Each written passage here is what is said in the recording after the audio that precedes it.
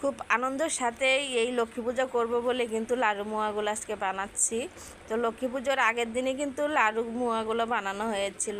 তো অনেক দিন হয়ে গেছে ভিডিওটা আপলোড দিচ্ছি না, তো আজকে দেখিয়ে দিচ্ছি তোমাদেরকে। আর আমার হাতে প্রচণ্ড ব্যথা, সেই ব্যথা নিয়েও আনন্দ সহকারে যে লক্ষ্মী পুজো পরের দিন করবো বলে কিন্তু আগের দিনই লাড়ু মোয়াগুলো বানিয়েছিলাম। আর নারকেল দেখো, এখানে 2টা নারকেল তোমার দাদাভাই কুড়িয়ে দিয়েছে। আর আমার হাতে একটু যন্ত্রণা আছে, তাই আমি আর নারকেলটা কুড়াতে পারিনি। তো যেহেতু ছোটো ছোটো নারকেল, তাই এতটুকু নারকেল হয়েছে। তো প্রথমে নারকেলের নাড়ুগুলো বানিয়ে নেব। আর বাকিটা যে তোমাদেরকে বলেছিলাম যে লক্ষ্মী পুজোটা আমার আর করা হয়নি, সেটাও বলে দেব ভিডিওর মাধ্যমে, দেখতে থাকো। তো প্রথমে নাড়ুগুলো যে আমার হাতের খুব প্রশংসা করে আমাদের ঘরেও, আর যাকে দেই সেই খেয়ে কিন্তু অনেকটাই প্রশংসা করে। বহুত সুন্দর একটা মানে সাদা ধবধবে নাড়ু তৈরি হয়। তো কীভাবে বানালে এরকম সাদা ধবধবে টাইট নাড়ুগুলো তৈরি করতে পারো, সেটা একটু ভিডিওর মাধ্যমে দেখিয়ে দিচ্ছি তোমাদেরকে। তো নারকেলগুলো খুব সুন্দর করে কুড়িয়ে নিচ্ছি। আর নিচের যে কালা অংশটা, সেটা কিন্তু আর আমি দেই নেই নারকেলের মধ্যে। তো যতটুকু মানে যতক্ষণ কুড়াইছি, যে ততক্ষণ যে পরিষ্কার নারকেলটা ছিল, সেই নারকেলটাই এখন নাড়ুগুলো বানাবো। তো এই যে দেখো, থালার মধ্যে নিয়ে নিচ্ছি 2 ঢাকনা চিনি ভর্তি করে করে। আর এই নাড়ুটার মধ্যে একটু চিনিটা বেশিই লাগে, তবে চিনিটা বেশি দিলেও কিন্তু মিষ্টিটা অতিরিক্ত হয় না, খেতে ভালোই লাগে। তো দেখো, যতখানি নারকেল তার থেকে 2 বার তোমার ধরো কিনা যতখানি নারকেল নিয়েছি, সেই আইডিয়ার মতো 2 ঢাকনা চিনি পুরোপুরি দিয়ে দিচ্ছি। তারপরে যে একটা গুঁড়ো দুধ 10 টাকা দামের প্যাকেট, সেটাও এখানে ঢেলে দিচ্ছি। আর নারকেলের লাড়ু বানাতে গেলে কিন্তু আমি এরকম একটু মেখে নিই।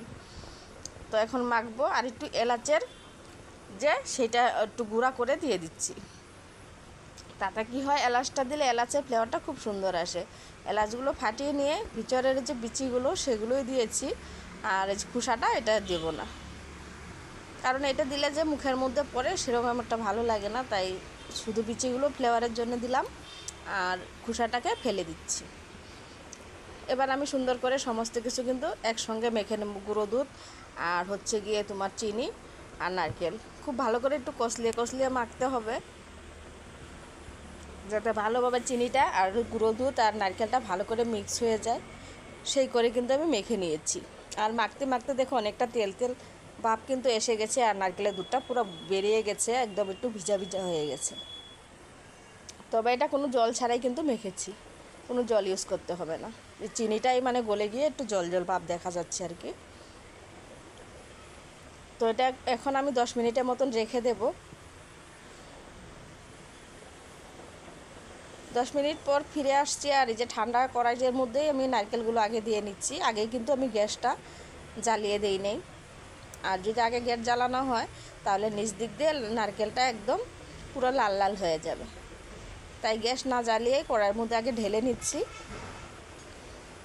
সম্পূর্ণ নারকেলই দিয়ে দিচ্ছি আমি এখানে।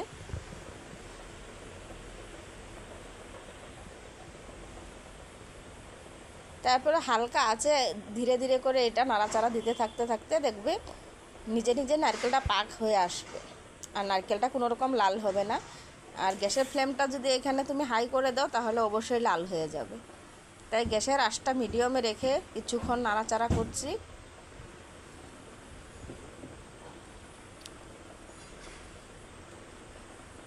আর এটা একটা কি অনবরত নাড়তে থাকতে হয়, যদি একটু সময় না নাড়া দেওয়া হয়, তাহলে কিন্তু নিচ দিক দিয়ে লাল হয়ে উঠবে।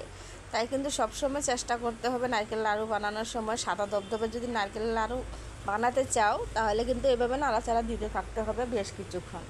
একটু ধৈর্য সহকারে বানালে কিন্তু জিনিসগুলো খেতে ভালো লাগে, দেখতেও সৌন্দর্যতা হয়, একজনকে দিয়েও কিন্তু ভালো লাগে। তাই আমি এই পদ্ধতিতেই সবসময় নারকেলের নাড়ু বানিয়ে থাকি। তো এবার দেখো অনেকটাই শুকনো শুকনো ভাব হয়ে আসছে। এবার কিন্তু গ্যাসটা আরও একদম কমিয়ে দিতে হবে। আগে মিডিয়াম ছিল, একদম কমিয়ে দিয়ে তো অনবরত নেড়ে চেড়ে একদম শুকনো শুকনো করে নিয়েছে। আর একদম আঠা আঠা একটা ভাব এসে গেছে। আর যদি তোমরা চাও একটু হাত দিয়ে ধরে কিন্তু চেক করেও দেখতে পারো যে ভালো মতো তারটা হচ্ছে কি না। যখন একটু তার তার ভাব হয়ে যাবে, তখনই কিন্তু গ্যাসটা বন্ধ করে দিতে হবে। আমার মোটামুটি হয়ে গেছে। এবার আমি গ্যাসটা বন্ধ করে দিচ্ছি। গ্যাসটা বন্ধ করে দিয়ে নারকেলগুলো একটা থালার মধ্যে আমি নামিয়ে নেব। যাতে মানে সহজে একটু ঠান্ডা হয়ে যায়। একদম গরম গরম অবস্থায় তো ধরা যাবে না। আর এটা উষুম উষুম গরম অবস্থায় কিন্তু নারকেলের লাড়ুগুলো বানাতে হবে। দেখো কোনো রকম কিন্তু নারকেলটা লাল হয়ে যায়নি। এখন চলো নারকেলের নাড়ুগুলো বানিয়ে নেই। উষ্ণ উষ্ণ গরম অবস্থায় কিন্তু আমি নারকেলগুলো এখন নাড়ুগুলো বানিয়ে নিচ্ছি, পাক দিয়ে নিচ্ছি মানে হাতে করে। একদম ইজিলি এই নাড়ু বানানো, আর দেখতেও দেখো কতটা সুন্দর ধবধবে সাদাও হয়েছে। আর যেহেতু গুঁড়ো দুধ দিয়েছি তার টেস্টটা একটু বেড়ে গেছে, কিন্তু গুঁড়ো দুধ ছাড়াও কিন্তু এই নারকেলের লাড়ুগুলো শুধু চিনি দিয়েও কিন্তু বানানো যায়। তো আমি অনেক সময় আবার শুধু চিনি দিয়েই বানিয়ে থাকি। তো আজকে একটু আবার দুধ দিয়ে দিলাম। তো সমস্ত নাড়ুগুলো বানিয়ে নিচ্ছি। একটু ঝরঝরে হয়ে গেছে এখনই কতটা, দেখো একটু ঠান্ডা হলে কিন্তু পুরোপুরি টাইট হয়ে যাবে। খেতে যেমন সফট হবে কিন্তু এমনি ধরতে অনেকটাই টাইট হবে। হাত দিয়ে ধরলে কিন্তু সহজেই ভেঙে যাবে না।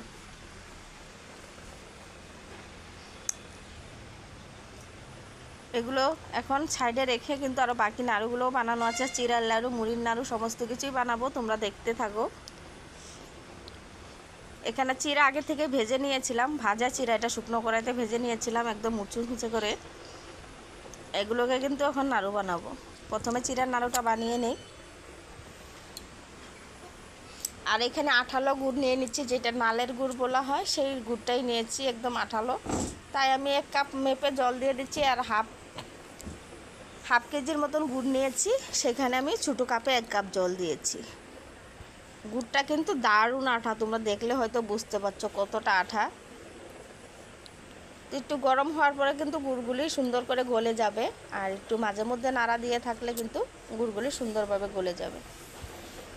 প্রচুর আঠা। তো ওই মানে যার দোকান থেকে আনা হয়েছিল সেই বলছিল যে এরকম আঠালো গুড় দিয়ে কিন্তু নাড়ু মোয়া বেশি ভালো হয়। সেটা আমরাও জানি, ছোটোর থেকে দেখে আসছি যে আমাদের ঘরে নাড়ু মোয়া করলে এরকম আঠালো গুড় কিন্তু নিয়ে আসে।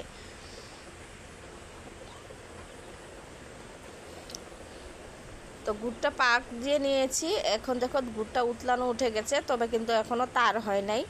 যখন 2 তার হবে তখনই কিন্তু চিড়াগুলো অ্যাড করতে হবে। তো কিছুক্ষণ আমি নাড়তে থাকবো এইভাবেই। গুড়টাকে আর একটু শুকিয়ে নেব।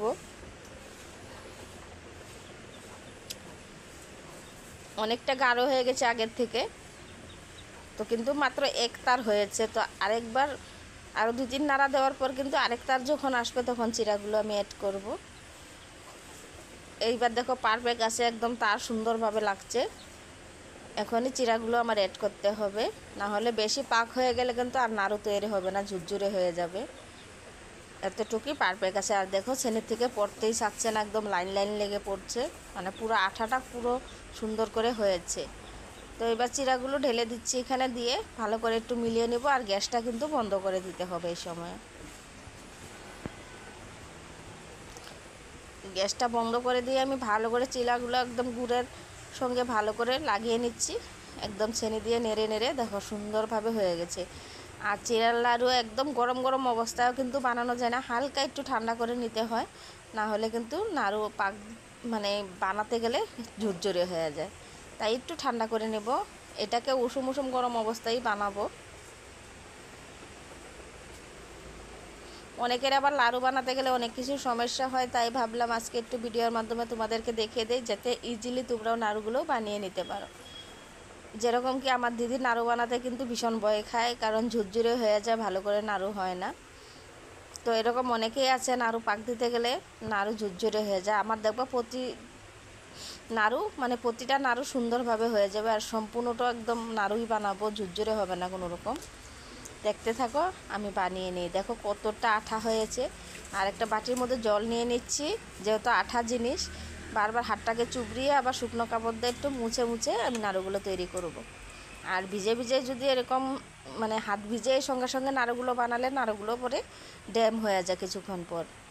তো এই দেখো একটু হালকাভাবে এরকম করে হাতের তোলা নিয়ে একটু গোল গোল ঘুরাচ্ছি, সুন্দর নাড়ুগুলো কিন্তু তৈরি হয়ে যাচ্ছে। কিন্তু অসম্ভব আঠার কারণে বারবার জলটা ধরে ধরে কাপড় দিয়ে মুছে নিচ্ছি, মানে সুতির কাপড় আর জলটা রেডি রাখতে হবে। আর যেহেতু গুড়ের জিনিস ফট করে কিন্তু আঠা লেগে যায়। আর দেখো কতগুলো লাড়ু বানিয়ে নিচ্ছি, আর দুটো লাড়ু একটু বড় সাইজের করে বানিয়েছিলাম। কারণ তোমার দাদাভাই বলেছিল একটু নাড়ু বড় বড় হলে ভালো লাগে। আমার আবার কি কাউকে দিতে গেলে ছোট ছোট নাড়ু বানাবো, দেখতে সুন্দর হবে, সেরকমটা পছন্দ। তো তার জন্যে বানিয়েছি যে ওই 2টা লাড়ু বড় বড় করে দিয়েছি, খাবে। এক থালা লাড়ু হয়ে গেছে। আর এদিকে দেখো মুড়ির লাড়ু, এর মধ্যে আমি পাক দিয়ে নিচ্ছিলাম।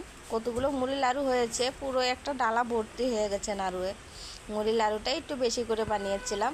চিড়ের নাড়ু যেভাবে বানিয়েছিলাম সেইভাবে একই মানে পদ্ধতিতে মুড়ির লাড়ুগুলোও করে নিয়েছিলাম। আর এইখানে দেখো একটা গামলা ভর্তি পুরো ছিল মুড়ি, সবগুলোই নাড়ু হয়েছে।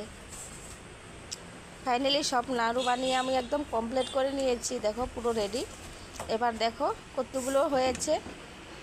আর এদিকে নারকেলের লাড়ুটা আগে বানিয়েছিলাম, তাই নারকেলের লাড়ুটা অনেকটা ঠান্ডা হয়ে গেছে। একটু তোমাদেরকে করে দেখিয়ে দিচ্ছিলাম যে নারকেলের লাড়ু যদি ডেল দিয়ে ফেলানো যায় তাহলে কিন্তু নারকেল লাড়ু ভেঙে যাবে না, মানে এতটা টাইট হয়েছে। আর ভিতরটা তো সব আছে, এই যে তোমাদেরকে ভেঙে একটু দেখিয়ে দিলাম। এভাবে অবশ্যই নারকেল নাড়ু খেয়ে দেখো, ভীষণ ভালো লাগে। আর এদিকে চিড়ার নাড়ুগুলো দেখো কতগুলো চিড়ার নাড়ু হয়েছে। তো সমস্ত নাড়ু তো বানিয়ে নিচ্ছিলাম খুব খুশিভাবে। কিন্তু আমি না, সত্যি কথা বলতে লক্ষ্মী পুজোই করতে পারিনি। লক্ষ্মী পুজোর বাজারেও করে নিয়েছিলাম, কারণ শরীরটা এত খারাপ হয়েছিল। লক্ষ্মী পূজার আগের দিন এই নাড়ুমোয়াগুলো বানাচ্ছিলাম, তখনই শরীরটা খারাপ লাগছিল। কিন্তু রাত্রের থেকে পুরো জ্বর এসে গেছিলো, আর এখন অবধি জ্বর কমছিলই না এতদিন থেকে। তার জন্যই ভিডিওটা আপলোড দেওয়া হয় নাই। ভিডিওটা পড়েছিল, তো আজকে ভাবলাম যে না, এই ভিডিওটা তো অনেক দিন হয়ে আছে, তো এই ভিডিওটাকে একটু ভয়েস দিয়ে আজকে আপলোড দিয়ে দেবো। তাই আজকে ভিডিওটা আপলোড দেওয়া হয়েছে এত দিন পর।